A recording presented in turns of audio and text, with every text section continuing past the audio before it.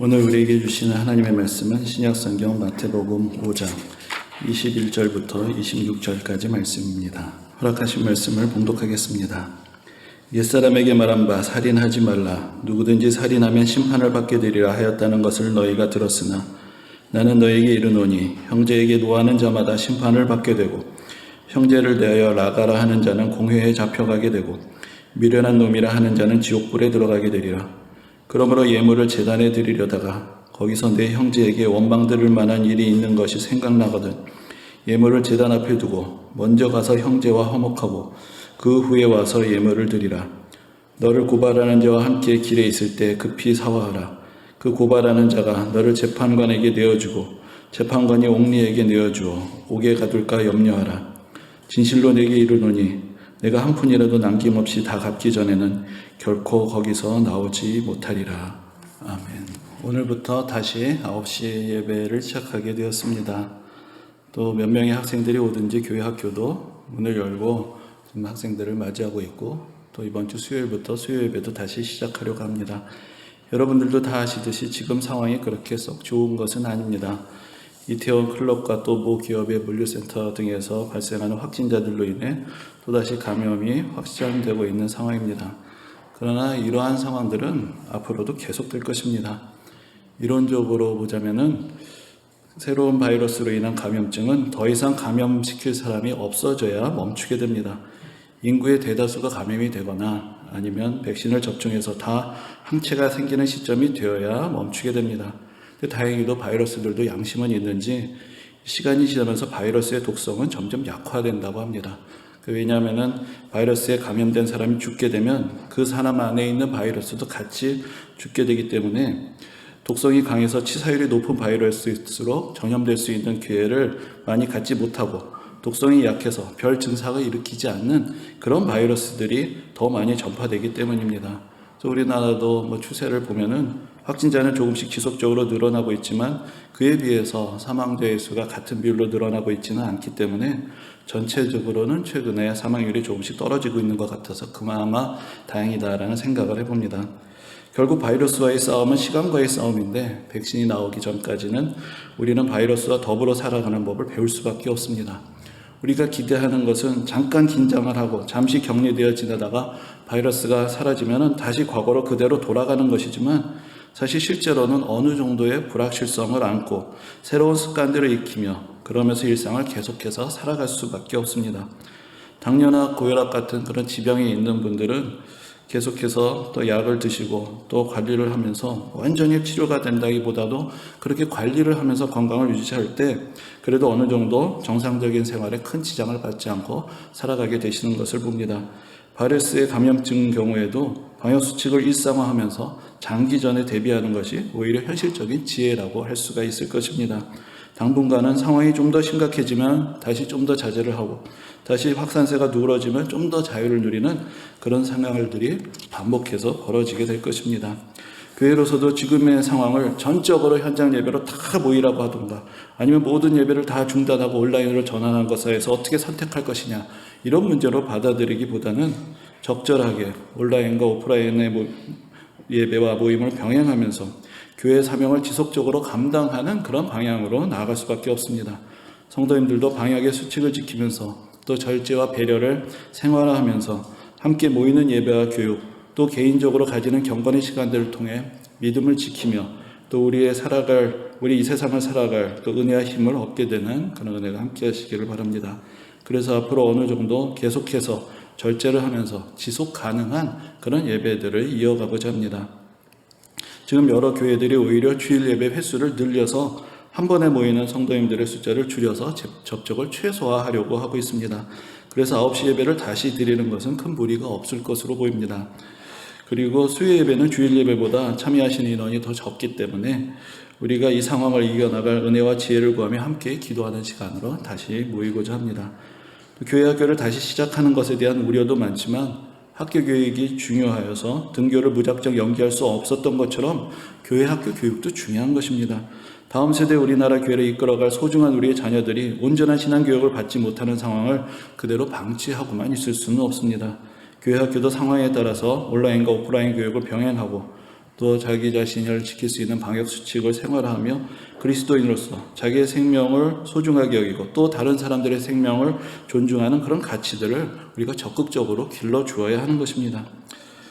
이런 말씀을 드리는 것이 조금 무책임하게 들리는 것 같아서 꺼려지기는 하지만, 그러나 오늘 내가 교회를 갈 것이냐 가지 말 것이냐는 성도님들 각자가 스스로 판단하시도록 부탁을 드릴 수밖에 없습니다. 우리 신앙은 하나님을 경배하는 것에 최고의 가치를 둘 뿐만 아니라 이웃을 사랑하며 배려하는 것도 마찬가지로 중요하게 생각하는 지향점을 가지고 있습니다. 우리가 드리는 예배도 소중하지만 그러나 다른 사람들의 생명과 안전을 배려하는 것도 중요합니다. 그 두 가지의 가치를 추구하는 것이 현실적으로 상충이 되는 경우에 적절한 균형점이 무엇인지는 교회로서도 가능한 자세하게 그동안 그래왔던 것처럼 지침을 드리고자 하지만 결국은 성도님들 각자가 스스로 판단할 수밖에 없습니다. 그리고 각자의 선택을 서로서로 존중하면서 함께 조화를 이루게 될 때 이 상황을 가장 은혜롭게 대처할 수 있을 것입니다. 지금의 상황 속에서 신앙적으로 가장 필요한 것은 맹목적으로 순종하는 성도들을 만들어가는 것이 아니라 각자 스스로 판단하고 책임 있게 행동할 수 있는 성숙한 그리스도인들이 되도록 돕는 것입니다. 참으로 감사하게도 우리 현대교회 성도님들이 모두 다 양식이 있고 또 성숙한 신앙을 가지고 계셔서 이 복잡한 상황 가운데서 교회에서 그때그때 알려드리는 지침을 잘 따라주시고 또 각자 지혜롭게 판단해 주셔서 지금까지 큰 무리 없이 지내올 수 있었습니다. 또 교회로서는 달라지는 상황에 따라 그때그때 판단하며 탄력적으로 대응할 수밖에 없기 때문에 또 앞으로도 성도님들의 양해와 배려와 협조를 계속해서 부탁드립니다. 근데 자금의 상황이 불확실하고 힘들기는 하지만 그러나 또 돌아보면 어느새 제 자신도 모르게 새로운 환경에 점점 적응해 가고 있는 그런 모습을 보게 됩니다. 외출을 할 때에는 늘 습관적으로 마스크를 챙기게 되고 또 가다가 손소독제가 비치되어 있는 거 보면 무심코 손이 나가서 이제 소독을 하게 됩니다. 그리고 혹시라도 마스크를 하지 않고 거리에 나갔다가는 왠지 갑자기 예의 없고 완전히 개념이 없는 사람이 되어버린 것 같은 그런 다곡감을 느끼게 됩니다. 우리나라 사람들이 사실 유달리 남들의 시선에 민감한데 그런 태도가 지금 상황에서는 그래도 어느 정도 바이러스의 확산을 차단하는데 도움이 되지 않나라는 그런 생각을 해봅니다. 남들이 다 안 쓸 때는 혼자 쓰는 것이 상당히 신경이 쓰였는데 이젠 남들이 다 쓰니까 나도 쓰지 않으면 또 내가 쓰지 않으면 또 이상하게 되는 이제 그런 느낌을 좀 강하게 받게 되기 때문입니다.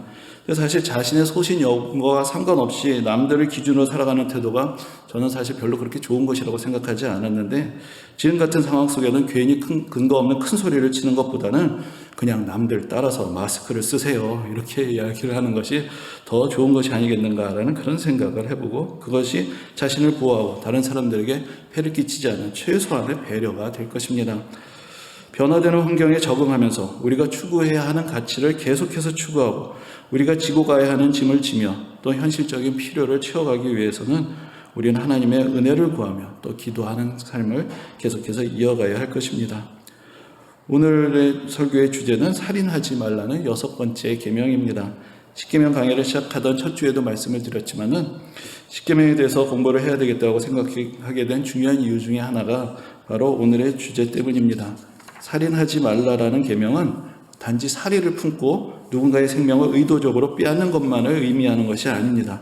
살인하지 말라는 계명은 살인하지 말라는 계명을 우리에게 주신 이유는 다른 사람들의 생명을 소중하게 여기며 지켜주어야 한다는 것을 우리에게 가르쳐 주시기 위함입니다.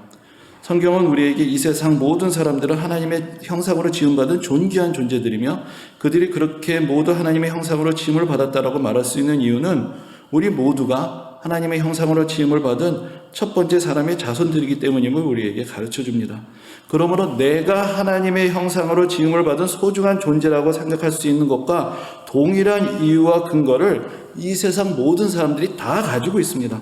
그러므로 이 세상 모든 사람들은 하나님의 은혜 안에서 모두 형제 자매들이며 우리는 모든 사람들의 생명을 자신의 생명처럼 소중하게 여기고 지켜주어야 하는 책임이 있는 것입니다.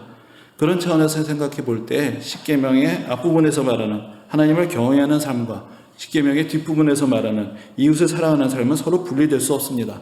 지난 시간에도 말씀드렸듯이 우리가 우리의 부모님을 지상에 있는 하나님의 대리자로서 존경하고 공경해야 하듯이 이 세상의 모든 사람들을 거룩한 하나님의 형상을 지닌 존귀한 존재로 존중하고 사랑해야 하기 때문입니다. 예수를 믿지 않아도 양심적이고 또 다른 사람들을 배려하는 것이 몸에 배어있는 사람들도 있습니다. 이 세상에도 윤리의 기초가 있습니다. 그런데 이 세상의 윤리는 기본적으로 상호성을 전제로 하는 것입니다. 내가 다른 사람들을 존중해야 하는 이유는 나도 그들로부터 존중을 받기를 원하기 때문입니다. 다른 사람들과 더불어 살아갈 수밖에 없는 세상 속에서 내가 원하는 바를 성취하고 자아를 실현하며 살아가기 위해서는 어느 정도 다른 사람들에게 협력하며 또 그들의 도움을 구할 수밖에 없고, 그러기 위해서는 서로가 지켜야 하는 일정한 윤리적인 규칙이 필요한 것입니다. 그러나 이러한 상호성이란 것은 현실적인 이해관계가 서로 얽히고 대립하게 될 때에는 제대로 작동하기 어렵습니다. 나에게 적대감을 보이거나 나에게 손해를 끼치는 사람에 대해서는 우리도 그대로 갚아주려고 하는 마음을 갖는 것이 정당화될 수밖에 없기 때문입니다. 또 그렇게 되면 그 사람의 입장에서는 나에게 대해서 또 더 큰 적의를 가지게 될 수 있습니다. 그러므로 이런 상호성이란 것은 선순환으로 서로도 사랑하고 배려하는 사회로 나아가기보다 악순환이 되어서 서로 경쟁하고 배척하며 미움을 정당화하는 사회로 나아갈 수 있는 위험이 항상 존재하게 됩니다. 모든 사람들을 당연히 존중하고 배려해야 하는 근거를 이 세상 속에서는 찾아보기 어렵습니다. 인간의 그 죄된 본성 안에서 모든 사람들은 근본적으로 이기적이며 자기 생명의 가치를 다른 사람들보다 우위에 놓게 되어 있습니다. 세상에서 말하는 윤리적인 삶의 근거라는 것은 우리의 경험과 이해관계에 있기 때문에 내가 왜 저런 사람들까지도 존중해야 하는가라는 질문이 절절로 나오게 되는 그런 대상에 대해서는 내가 그 사람을 다른 사람들과 동일하게 대우해야 할 이유를 도무지 찾을 수가 없습니다. 그러나 신앙적으로는 내가 다른 사람들을 존중해야 하는 근거는 그 사람 안에 있거나 그 사람과 나와의 관계 속에 있는 것이 아니라 하나님과 그 사람과의 관계에 있고 또 하나님과 나와의 관계에 있습니다. 그 사람도 하나님의 사랑하시며 하나님의 형상으로 지으신 소중한 존재이기에 내가 그 사람을 존중해야 하는 것이고, 하나님은 하나님의 은혜 안에 있는 나에게 그 사람을 사랑하라고 명령하시기 때문에 나도 그 사람을 사랑해야 하는 것입니다. 그러므로 그리스도인들은 사람들과의 관계에서 이해득실을 계산하지 않습니다. 그 사람의 악행에 대해서는 하나님께서 심판하실 것입니다.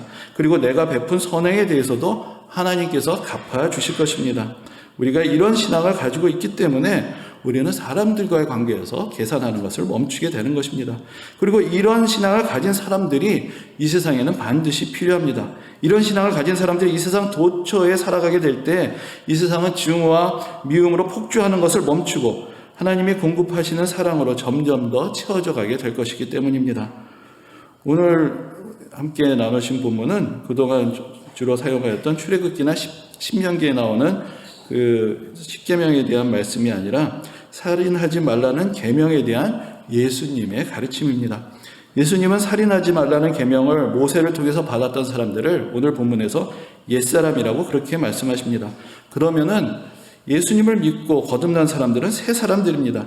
예수님께서 구약 성경의 모든 율법의 요구를 다 만족시키시고 율법을 완성하러 오셨기 때문에 예수님을 믿고 따르는 모든 사람들도 구약 성경도 예수 그리스도의 가르침을 통해서 이해하고 해석해야 하는 것입니다.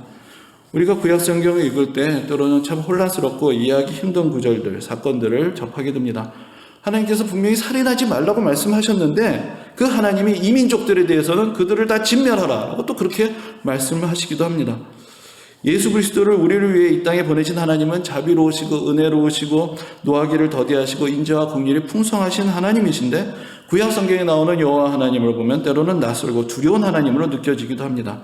그러나 우리는 옛사람이 아니라 새 사람들입니다. 우리는 구약 성경만을 절대적으로 떠받드는 유대교 신앙을 따르는 사람들이 아니라 예수 그리스도를 믿고 따르는 사람들입니다. 그러므로 구약 성경과 신약 성경이 충돌된다고 생각이 될 때 우리는 주저없이 예수님의 가르침을 최우선으로 삼아야 합니다. 예수님이 우리에게 가르쳐 주신 하나님의 모습을 기준으로 삼고 구약 성경을 읽어가게 된다면 우리는 구약 성경의 가장 기본에서도 우리를 사랑하시는 하나님이 계시다라는 것을 발견하게 될 수 있습니다. 예수님은 사랑하지 말라는 계명이 외적인 행동의 규제를 의미하는 것이 아니라 우리 마음을 다스리는 데서부터 시작되어야 하는 것임을 가르쳐 주십니다. 살인하지 말라는 계명은 보편적이고 당연한 것처럼 보이지만 그러나 이 세상에는 지금도 실제로 다른 사람들의 생명을 빼앗는 일들이 벌어지고 있습니다. 처음부터 악의를 가지고 계획적으로 살인을 저지르는 사람들도 있지만 우발적으로 살인을 저지르게 되는 사람들도 많습니다. 우리 안에 쌓여있던 다른 사람들에 대한 증오심이 어느 순간 폭발하게 되면 스스로 자제를 하지 못하고 하지 말아야 할 일들을 저지르게 되는 것입니다. 오늘날 특히 문제가 되는 것이 소위 묻지마 살인 혹은 분노 살인이라고 불리는 사건들입니다. 이 세상에서 받은 상처가 쌓여서 불특정한 대상을 상대로 자신의 분노를 터뜨리게 되는 것입니다. 자기 안에 다른 사람들을 향한 증오심을 쌓아놓고 있는 사람들은 언제든지 그 자기 감정 때문에 다른 사람들과 자기 자신을 희생시킬 수 있는 위험을 가진 사람이 되는 것입니다. 오늘 본문에는 형제에게 노하는 사람, 형제에 대해 라가라고 하는 사람, 미련한 놈이라고 하는 사람에 대해서 말씀합니다. 라가라는 말은 우리말로 하면 바보, 머저리 그 정도에 해당되는 히브리어 욕설입니다. 문자적으로 보면 머리가 텅 빈 사람이라는 그런 뜻을 가지고 있습니다. 어느 목사님이 오늘 본문을 읽고 계시는데 사모님이 방에 들어오셨답니다. 그러니까 사모님을 오시면서 나가! 라고 그렇게 이야기를 하셨다는 것이죠. 그러니까 사모님이 놀라서 왜 그러냐? 라고 그러니까 하시니까 나가! 라고 하는 자는 공회에 잡혀가게 되고 나 지금 성경을 읽고 있는 거야 라고 그렇게 말씀을 하셨답니다. 참 정말로 간이 크신 목사님인 것 같은데 그러다가 정말로 잡혀가게 될 수도 있습니다. 이런 얘기 드리는 것은 오늘 본문이 하도 진지해서 어떻게 한 번은 웃고 가야 될 텐데 방법이 없어서 이런 이야기도 드리는 것이니까 좀 이해해 주시면 감사하겠습니다. 예수님은 다른 사람들에 대해 분노하고 멸시하는 사람들이 이미 살인죄나 마찬가지의 죄를 저지른 사람들이라고 가르쳐 주십니다. 우리 안에 있는 타인에 대한 증오와 멸시가 살인의 근본적인 원인을 제공하는 것이라는 것을 깨우쳐 주시는 것입니다. 예수님은 구체적으로 하나님 앞에 예물을 드리는 상황을 들어서 말씀하십니다. 내가 형제를 미워하는 마음을 그대로 가지고 있으면 아무리 하나님께 정성껏 예배를 드려도 그 예배를 하나님께서 기쁘게 받으시는 것이 아니라는 것을 우리에게 깨우쳐 주십니다. 사도 요한도 요한일서를 통해서 하나님을 진정으로 사랑하며 하나님의 사랑 안에 거하는 사람들은 이웃을 사랑하지 않을 수 없고 눈에 보이는 자기의 이웃조차 사랑하지 못하는 사람이 보이지 않는 하나님을 사랑한다고 말하는 것은 거짓말을 하는 것이다 라고 우리에게 가르쳐 줍니다. 그런데 예수님의 말씀을 잘 들여다보면 우리가 다른 사람들을 향한 분노를 거두고 화해에 이르게 되는데 매우 중요한 원리가 들어있는 것을 알 수 있습니다. 예수님은 예물을 제단에 드리려다가 형제에게 원망받을 만한 일이 있는 것이 생각나거든 이라고 말씀하십니다. 이 말씀은 먼저 하나님 앞에 나아가기 전에 자기 자신의 마음을 살피라는 그런 교훈을 우리에게 주시는 것입니다.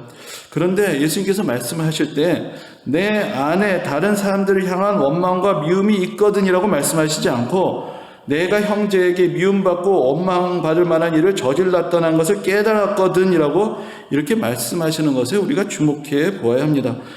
내가 다른 사람들을 향한 미움을 정당하고 그것을 쌓아놓게 되는 이유는 내가 늘 피해자라고만 생각하기 때문입니다. 저 사람이 먼저 나를 미워하기 때문에 나서 저 사람을 미워하게 되는 것이라고 생각합니다.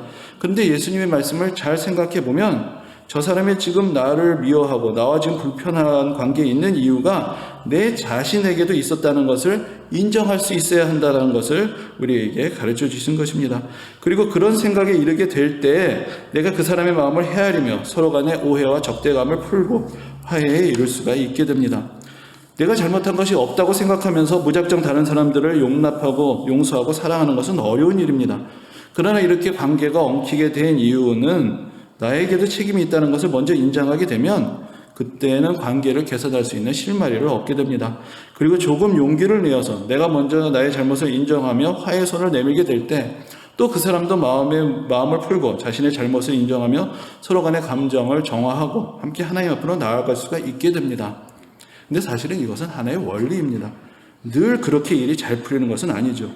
내가 많이 섭섭하고 마음이 상했지만 그래도 내가 먼저 미안하다고 말을 하면서 화해 제스처를 보였는데 그 사람이 오히려 그렇다고 다 너 때문이라고 그렇게 말을 하게 되면 섭섭하면 더 하게 되고 더 큰 상처를 받게 되고 때로는 그 순간 참았던 것이 폭발을 하면서 더 큰 싸움이 벌어질 수도 있습니다.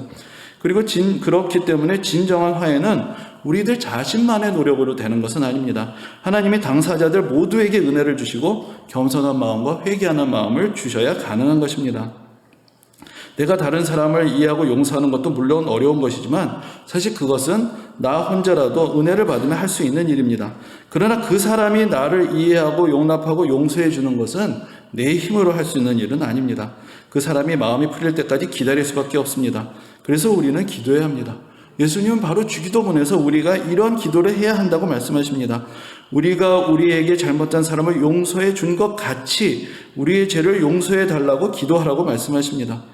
이 말씀은 그래도 우리가 먼저 이해하고 용서하는 마음을 가져야 한다는 것을 가르쳐 줍니다. 저 사람의 마음이야 내가 어떻게 할 수 없는 것이지만 내 마음에 대해서는 내가 책임을 져야 하는 것이고 또 내가 해결해야 하고 또 내가 할 수 있는 것입니다. 저 사람의 마음이 풀어지고 나를 이해하게 되는 것은 하나님과 그 사람과의 사이에서 먼저 해결돼야 할 문제입니다. 내가 잘못한 것이 있을 때 내가 하나님의 용서를 받게 되고 하나님께서 나를 용서해 주신다면은 나를 미워하는 사람이 나를 이해하고 용서할 수 있도록 하나님께서도 그 사람에게 은혜를 베풀어 주실 것입니다. 그리고 그래도 내가 먼저 이해하고 용서하고자 할 때 나도 하나님께 간구할 그런 할 말이 있는 것 아니겠습니까? 근데 여기에도 전제가 있습니다. 앞에서 말씀드린 대로 내가 이해하고 용서해야 하는 입장에만 있는 것이 아니라 나도 이해받고 용서받아야 하는 사람이란 것을 내가 인정을 해야 하는 것입니다. 이것은 먼저는 자존심의 문제입니다. 내가 뭘 잘못했는가 하는 생각이 늘 앞서게 되고 설령 내가 잘못한 것이 있다고 해도 뭐 저 사람이나 나나 마찬가지인데 왜 내가 먼저 굽히고 들어가야 하느냐, 그것도 내 자존심이 잘 용납하지 않습니다. 그러나 사실 이것은 결국은 자기 성찰의 문제가 됩니다. 내 자신의 자존심, 자기 중심적인 생각을 내려놓고 하나님 앞에서 늘 자기 스스로를 깊이 살피며 성찰할 수 있을 때 나도 다른 사람들의 이해와 용서를 구해야 하는 사람이고 다른 사람의 처분을 기다릴 수밖에 없는 존재라는 것을 진정으로 인정하고 받아들이게 되는 것입니다. 제가 인생을 살아가면서 또 가장 힘들었지만 그러나 또한 가장 의미 있는 일들이 바로 다른 사람들, 특히 내게 가까이 있는 사람들의 이해와 용서의 대상이 바로 나다라는 것을 깨닫게 되는 것이었습니다. 어려서는 부모님들이 나의 잘못과 부족한 것을 아시고도 이해하시고 사랑하시고 용서해 주셨습니다. 사실 아이들을 키우다 보니까 가끔은 아이들이 눈에 빤히 보이는 그런 거짓말을 할 때가 있습니다. 그렇게 되면은 당장 화가 나면서도 때로는 뭔가 사정이 있겠지 하고 그냥 모른 척 넘어가게 되는 때가 있습니다. 그런데 그러다 보면 갑자기 가슴 한켠이 서늘하게 되는 것을 느낍니다. 아니 그러면 우리 아버지 어머니도 다 알고 계셨나? 나는 모르시는 줄 알았는데 슬쩍 넘어갔다고 생각했는데 사실은 다 알고 계시면서 그냥 넘어가 주신 것이었구나. 이제 그런 것을 생각하게 될 때 한편으로 마음 한쪽이 서늘하게 되고 또 그러면서도 참 감사하다는 그런 마음이 들게 되곤 합니다. 또 장성에서 결혼을 하고는 아내가 나의 잘못과 부족함과 연약함을 이해하고 받아주고 있다는 것을 또 깨닫게 됩니다. 사실 저는 신학생일 때 전도사로 사역을 할 때 이제 결혼하게 되었기 때문에 뭐 결혼에 대한 성경 말씀도 열심히 읽고 내가 결혼을 하면은 내 아내를 정말로 이해하고 사랑하는 사람이 되어야 되겠다. 뭐 그렇게 다짐도 해보았습니다. 근데 막상 결혼을 해보니까 내가 이해하느냐 마느냐의 문제가 아니라 저 사람이 나를 이해해 주느냐 마느냐, 그것이 더 심각한 문제가 되는 경우들을 많이 경험하게 되었습니다. 한번 처음에 그것을 절감하게 되었던 것이 신혼 초에 이제 집들이를 하게 되는데 이제 손님들이 오니까 마음이 분주해서 시간은 다 되고 막 정신없이 청소를 하다가 그만 저희 집사람이 그동안 이제 뜨개질에 그 당시에 좀 관심을 가져가지고 열심히 뜨개를 했던 것을 이제 내놓았다가 사람들이 오니까 어디 봉투에 담아서 놓았는데 저는 그게 쓰레기인 줄 알고 다 같이 빨리 손님들이 온다 하고 갖다가 버린 것입니다. 그리고 이제 손님들이 다 갔죠. 그리고 나서 나 뜨개질 하던 거 못 봤어? 어디다 뒀는데? 저쪽에 뒀는데 나 그거 쓰레기인 줄 알고 버렸는데? 그래가지고는 막 뛰어가서 쓰레기장에 갔더니 꼭 하필 그날이 쓰레기 치우는 날이라서 바로 그 앞에서 쓰레기차가 지나가 버려서 그것을 다시 찾지 못했습니다. 그런 일을 겪으면서 뭐 그보다 더한 일들이 많은데 가장 작은 일만 말씀을 드리는 것입니다. 그러면서 참 내가 사랑하느냐 마느냐의 문제가 아니라 내가 사랑받을 만한 존재인가 아니냐, 사실 그것도 매우 심각한 문제구나, 그런 것을 깨닫게 됩니다. 그리고 이제 아이들을 또 키우면서 부모로서 아이들에게도 나의 부족한 모습을 이해받아야 하는 상황들이 자주 벌어지게 되는 것을 경험합니다. 또 죄송한 말씀이지만 목회자로서도 성도님들을 사랑하고 섬겨야 하지만 사실은 또 성도님들로부터 이해받아야 할 수밖에 없는, 용납받아야 할 수밖에 없는 그런 저의 연약한 모습이 있다는 것도 고백하지 않을 수가 없습니다.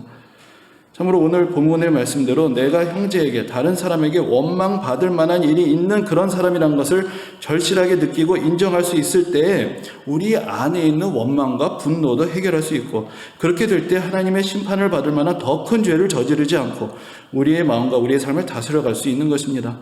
그렇게 되기 위해서는 우리는 늘 기도하며 하나님의 은혜를 구해야 합니다. 우리가 자신의 연약함을 인정하고 기도할 때 하나님께서 역사하시고 은혜를 베푸시며 우리의 모든 관계들을 통해 마침내는 선한 열매들을 거두게 하실 것입니다. 예수님이 우리의 이웃들과의 관계가 어떠해야 하는지 우리에게 가장 인상적인 비유로 가르쳐 주신 것이 바로 여러분들이 잘 아시는 선한 사마리아 사람의 비유입니다. 여러분들 잘 아시는 대로 어떤 사람이 산골짜기를 내려가다가 강도를 만나서 가진 것을 대합 빼앗기고 두들겨 맞아서 거의 죽게 된 채로 버려져 있었습니다. 먼저 그 사람 곁을 지나간 사람들은 누구보다 율법을 잘 알고 하나님을 섬기는 일을 직업으로 가지고 있었던 제사장과 레위인이었습니다. 물론 그들은 살인하지 말라는 계명을 잘 알고 또 자기 스스로 실천한다고 생각하며 살았을 것입니다.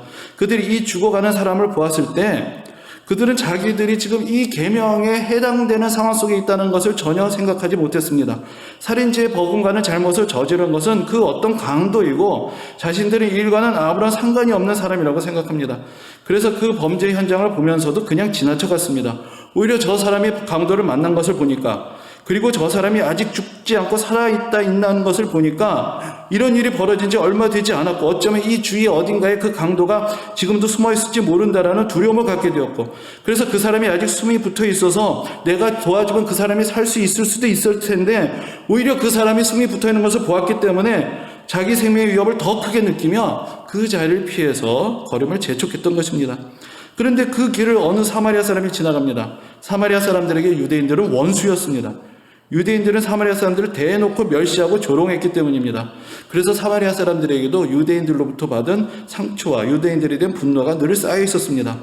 그런데 이날 이 사람의 눈에는 저 죽어간 사람이 자신의 원수인 유대인들 중에 하나로 보인 것이 아니라 자기의 도움을 절실하게 필요하는 사람으로 보였습니다.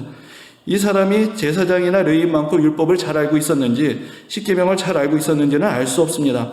그러나 이 사람은 저 제사장이나 레위인보다 살인하지 말라는 계명의 의미를 더 정확하게 알고 있었습니다. 지금 내가 저 죽어가는 사람을 두고 간다면 저 사람은 생명을 잃게 될 것입니다. 이런 상황 속에서 그는 책임감을 느낍니다. 자기도 갈 길이 바빴겠지만, 그래서 강도들이 출몰하고 있는 그 시간에 갈 길을 재촉할 수밖에 없었겠지만, 그러나 그는 그의 계획이 틀어지고 지체되는 것을 감수하면서 자신이 가진 기름과 포도주를 상처에 부어서 응급조치를 하고 자기가 타고 가던 짐승에 그 죽어가는 사람을 대신 태우고 여관으로 가서 그 사람을 맡기고 그 사람을 돌보아줄 비용까지 대신 내줍니다. 게다가 그냥 그렇게 하고 가는 것이 아니라 다시 돌아와서 비용이 더 들었으면 그 비용까지도 계산해 주겠다라고 그렇게 약속을 합니다. 살인하지 말라는 계명을 지킨다는 것은 내가 고의로 살인을 저지르지 않는 것뿐만 아니라 생명의 위협에 처한 사람들을 그대로 방치하지 않는 것, 더 나아가서 내 안에 있는 분노를 극복하고 나의 원수의 생명까지도 소중하게 여기는 것을 포함하는 것입니다. 루터는 살인하지 말라는 계명을 해설하면서 이렇게 말합니다. 이 계명은 단순히 악행을 금하라는 뜻만을 가르치지 않습니다. 더 나아가 이웃에게 선을 행하지 않아 피해를 미연에 방지하지 못하고 미리 보호하지 못할 때 미리 구하지 못하여 고통과 피해를 입게 되는 것까지 포함합니다. 예를 들어 당신이 옷을 입힐 수 있는 형편인데도 헐벗은 자를 그대로 두면 당신은 그를 얼어 죽게 버려둔 것입니다. 배고픔으로 고통당하는 자를 보았는데 먹이지 않는다면 당신은 그를 굶어 죽게 만든 것입니다. 마찬가지로 죽음에 직면한 자들이나 그런 위급한 순간에 처한 사람들을 보거나 또한 구할 방법을 알고 있는데도 구하지 않았다면 당신은 살인한 것입니다. 이런 경우에 말로나 행동으로 죽음을 방조한 일이 없다고 변명할지라도 아무 소용이 없습니다. 그 이유는 바로 당신 스스로 사랑의 권리를 제거해버렸고 이웃의 생명을 연장하고 누리도록 하는 선행을 스스로 하지 않았기 때문입니다. 이렇게 루터는 우리에게 이 계명을 해석하면서 가르쳐 주었습니다. 만일 저 선한 사마리아 사람의 비유에 나오는 그 강도 만난 사람이 제때 도움을 받지 못해서 죽게 되었다면 제사장이나 레위인은 나는 아무런 잘못한 것이 없다고 당당하게 말했겠지만, 그러나 저 사마리아 사람은 내가 조금 더 일찍 도착했더라면 저 사람을 살릴 수 있었을 것이라고 슬퍼하며 자책하는 마음을 가지지 않았겠습니까? 그러면 나는 어떤 사람입니까? 나는 이웃의 생명에 대해 어떤 마음을 가지고 있습니까? 내 한 몸 돌보기에도 바쁘고 내 가족 챙기기에도 여념이 없어서 이 세상 어디에서 어떤 사람들이 어떤 고통을 당하고 어떤 생명의 위험에 처해 있는지 관심조차 가질 수 없는 그런 삶을 살아가고 있습니까? 아니면 내가 다 도울 수 없고 내가 다 돌볼 수는 없다고 해도 이 세상에서 벌어지는 불의한 일들에 대해서 애통하게 생각하며 나의 손이 닿는 한, 내가 감당할 수 있는 한 다른 사람들의 삶을 위기에서 구하고 고통에서 건지고자 하는 그런 따뜻한 마음을 가지고 있습니까? 지금 우리는 그 어느 때보다도 이 세상 모든 사람들의 생명이 서로 연결되어 있다는 것을 절감하며 살아가고 있습니다. 이 세상 어느 곳에든지 자연이 파괴되며 이전에 인간들과 접촉하지 않았던 야생동물들과 인간이 새롭게 조우되는 그곳에서 어떤 신종의 바이러스가 등장해서 순식간에 전 세계로 퍼져나가게 될지 우리는 알 수 없습니다. 적절한 치료와 돌봄을 받지 못하며 장기간 바이러스 전파제로 장방치된 사람이 있다면 결국 어느 순간 우리의 생명도 위태롭게 될 것입니다. 우리들 자신도 우리도 모르는 사이에 다른 사람들의 생명을 위태롭게 하는 전파자가 될 수 있습니다. 그냥 걸리면 걸리는 것이고 죽으면 죽는 것이지 그렇게 생각하는 사람이 있을 수도 있습니다. 나의 생명을 나의 것이라고 생각하게 되면 그렇게 생각할 수 있습니다. 그러나 모든 생명의 주권은 하나님께 있는 것입니다. 나의 몸도 나의 것이 아니며 또 다른 사람들의 생명도 나의 생명만큼 소중한 것입니다. 이 세상 모든 사람들이 하나님의 은혜 안에서 서로 형제 자매이며 그 모든 사람들의 생명이 하나로 연결되어 있습니다. 내 자신의 생명이 소중한 만큼 다른 사람의 생명도 소중한 것이며 다른 사람들의 생명이 위태로울 때 나와 내 가족의 안전도 보장받을 수 없습니다. 또 나의 생명과 건강도 내 자신만의 문제가 아니라 다른 사람들의 생명과 건강에 영향을 미치게 됩니다. 이런 사실을 깨닫게 될 때 우리는 서로 배려하고 서로 돕고 서로 섬기며 우리들 각자가 감당해야 하는 최선의 역할을 기꺼이 감당하면서 온 세상에 생명의 향기가 풍성하게 퍼져나가는 데 기여할 수 있을 것입니다. 오늘 정해진 말씀의 주제가 있기 때문에 특별히 강조하지는 않았지만 여러분들 아시는 대로 오늘은 성령 강림절입니다. 성령은 하나님의 은혜 안에서 우리 모두를 하나가 되도록 연합하십니다. 그리고 이 세상 속에서 생명의 영으로 역사하셔서 죽음의 권세를 물리치시고 하나님의 생명의 능력을 오늘도 우리 모두에게 부어주십니다.